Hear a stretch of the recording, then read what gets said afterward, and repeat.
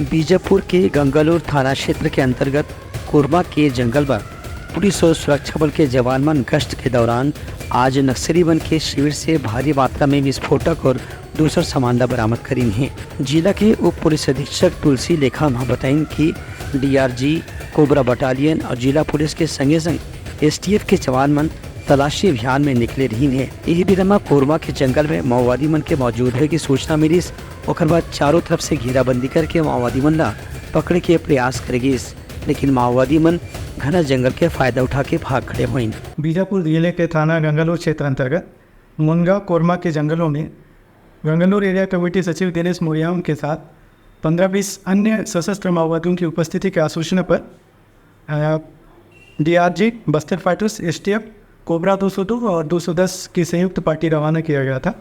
आज सुबह 7 बजे पुलिस और माओवादियों के बीच मुठभेड़ हुआ।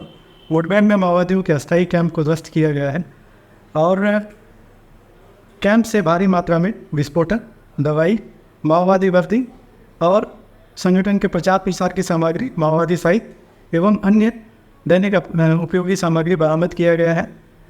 क्षेत्र में अभी सघन सर्च अभियान जारी है। नक्सली मन के भागे के बाद पुलिस और सुरक्षा बल के जवान मन घटना स्थल से भारी मात्रा में विस्फोटक, दवाई, प्रतिबंधित माओवादी संगठन के प्रचार सामग्री, माओवादी मन के वर्दी और दैनिक उपयोग के सामान बरामद करे हैं।